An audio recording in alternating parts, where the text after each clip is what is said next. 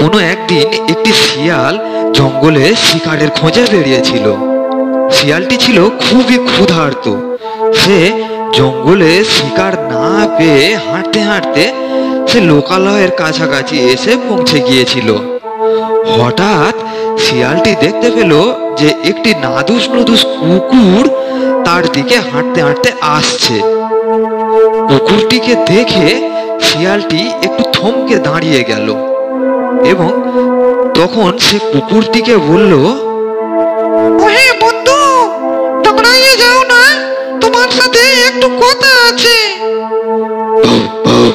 আমার সাথে কথা? কি কথা? বলে ফেলো দেখি। বন্ধু বন্ধু, তোমার তো চেহারা খুবই নাদুস নুদুস। তুমি নিশ্চয় গৃহস্থের বাড়িতে ভালো মন্দ খাও। গৃহস্থের বাড়িতে নিশ্চয় তুমি অনেক আরামে থাকো। তুমি খুব সুখী।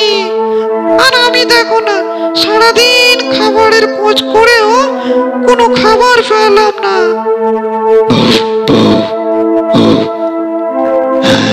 সে কথা ঠিকই। গৃহস্থের বাড়ি আমি পেট পুড়ে খাই, আমার খাবারের কোনো অভাব নাই। বন্ধু বন্ধু, তাহলে আমাকেও নিয়ে চলো না, আমিও তোমার সাথে থাকবো। তাহলে আমার আর খাবারের কোনো অভাব হবে না। বলছো তুমি আমার সাথে থাকবে? তাহলে ঠিক আছে, এসো আমার সাথে আমার প্রভুর বাড়িতে। এই বলে কুকুর শিয়ালটিকে নিয়ে চললো সেই গৃহস্থের বাড়ির দিকে। তারা কিছুক্ষণ হাঁটতে হাঁটতে শিয়াল হঠাৎ কুকুরটিকে জিজ্ঞাসা করলো, আচ্ছা বন্ধু, তোমার চেহারা তো খুবই নাদুস নুদুস গোলগাল, কিন্তু তোমার গলায় এটা কিসের দাগ? আরে গৃহস্থ আমাকে সারাদিন দড়ি দিয়ে বেঁধে রাখে আর সন্ধ্যের পরে আমাকে ছেড়ে দেয়। সারাটা দিন আমি মনিবের বাড়িতে বাঁধা পড়ে থাকি, আর রাত হওয়ার আগেই আমাকে বন্ধন মুক্ত করে দেয়। তখন আমি আনন্দে চতুর্দিক ঘুরে বেড়াই এবং মনিবের বাড়ি পাহারা দিই।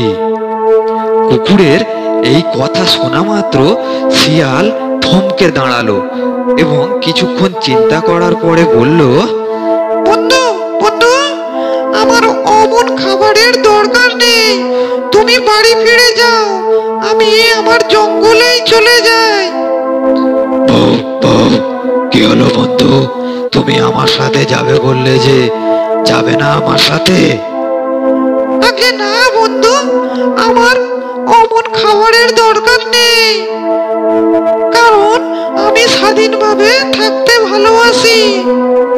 স্বাধীনভাবে থেকে যদি আমার খাবার নাও জোটে, আমি তাতেই আনন্দিত।